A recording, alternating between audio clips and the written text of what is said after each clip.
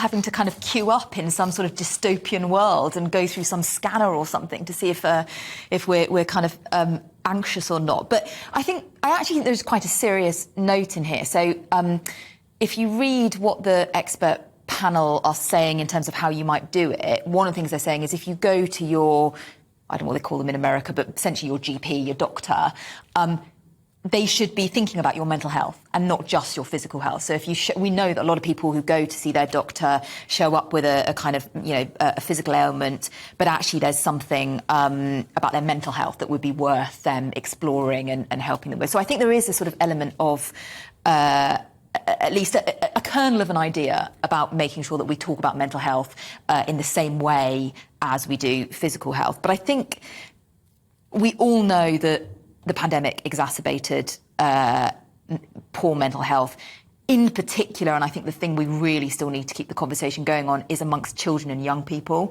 So we know the devastating impact that closing schools had, both on young people's development and welfare, but particularly on mental health. So the number of young people with a probable mental health illness or condition jumped from 1 in 9 to 1 in 6 of our young people. I mean, that's astounding. And you mentioned at the start, Michelle, about sort of emotional resilience. And, we've had these conversations at various points. Nicky Morgan, when she was Secretary of State for Education, talks about the need for character education, and that kind of term gets sort of negative or positive connotations. But really what she was talking about is how do we help young people to be more emotionally resilient, to deal with, because what is anxiety? It's a fear of uncertainty, essentially. It's a fear of kind of, being slightly out of control or not knowing exactly what's going to happen. Well, I think anxiety is a normal emotion. It absolutely is. But so it's a normal emotion until it becomes something which means it's impacting on your ability to live your day-to-day life. And for some young people, that means that, they can't sleep. Or for adults, for anyone, it means they can't sleep properly. Maybe they can't go to work. Anxiety and depression are huge drivers of sickness absence for businesses, having a massive productivity impact to the country. So, yes, it is normal also until it gets worse. there's a lot of people that use mental health as a way of pulling a fast one to get time off work, because they know if they say to their boss, I'm struggling with my mental health, it's almost impossible to prove if that's true or not. And you're on a sticky wicket as an employer if you start kind of going, are you really? You can't really have those conversations. So, yes, it's a massive mental health is a massive impact on productivity. But sometimes I think it's also abused as well. I mean, I'm sure like anything, there is a degree of abuse, right? There's always going to be. But I think there's genuinely, I'm not going to say an epidemic of sort of anxiety and depression in the country, but there is a very large increase, which is becoming quite debilitating. And so pulling a sickie on a random day or, getting a sick note for 2 weeks, because that's another thing that GPs will just sign you off for pretty much anything now. But actually, if you look at, for example, people who are on welfare, who are on benefits, and there are millions, an increasing proportion of those people are on benefits. So they've gone through an actual kind of assessment because of a mild to moderate mental health condition, anxiety or depression. That's costing the country billions because we're not doing enough to help people to cope with everyday occurrences. Let me bring you in. You're involved with a mental health charity as well, aren't you? So I'm on the board of this thing. It works in the London Borough of Haringey. It's called Open Door, and it's for people under 24, although it's mostly under 18 because we don't get funding for the 18 to 24-year-olds.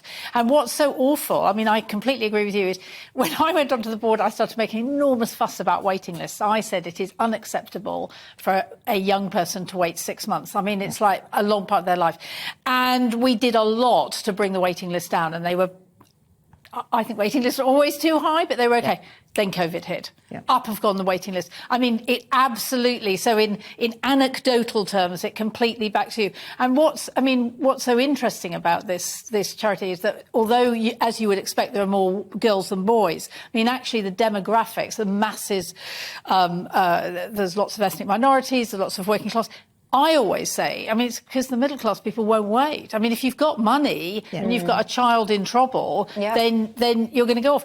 But actually, I mean, I absolutely agree about that anxiety. But on the other hand, you talk about resilience. But if you look at what's happened, so after COVID, I mean, and now I'm back to adults, really, you've got the whole summer, people on low incomes and not so low incomes were terrified, really terrified about this cap that's still going to come in. I mean, Gordon Brown today said that there would be 500 million more children in poverty because their parents are going to spend so much of the money on energy. So you've got that, and then, you know, you've got Putin sort of saying, well, we might nuke you. I mean, I think that we live in an age of anxiety. I mean, I don't think it's just a personal thing. And it's very difficult. And, you know, I have friends of mine.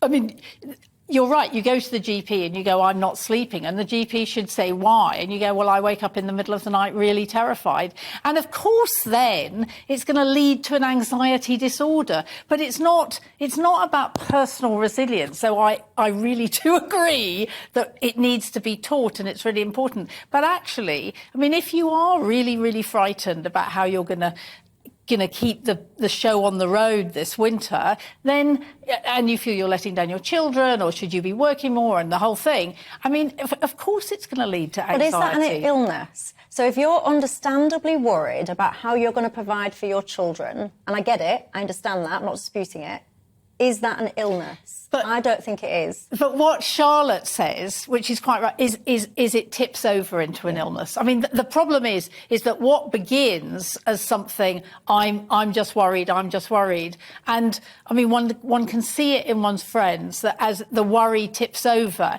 into something that is actually quite difficult to deal with, and then they get worried about everything. I mean, the people get, and it's quite interesting that it was said about the under 65s, because of course the problem with the over 65s is they do get increasingly anxious. I mean, I remember my mother, who was a very unanxious person, actually as she got older, got increasingly anxious. Yeah, tell me what you think about this at home. I'd be fascinated in your views, because I've become a mum and I'm more anxious now about the world because of the impacts on my son. Yes. But you see, I'm just cautious that sometimes I'm very aware of mental health ailments, and I've had my own, and I'm not undermining them in any stretch. I know how debilitating they can be.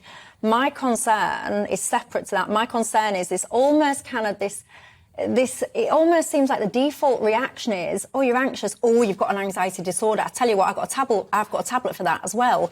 And you've got all these kids these days at school as well, and you can't do a sports day with a winner. You're all winners. You know, no, you're not. The first person is the winner, and the rest of you came second, third, and perhaps even last. And guess what? Nothing wrong with coming last. Just work a bit harder the next time. You might not come last next time.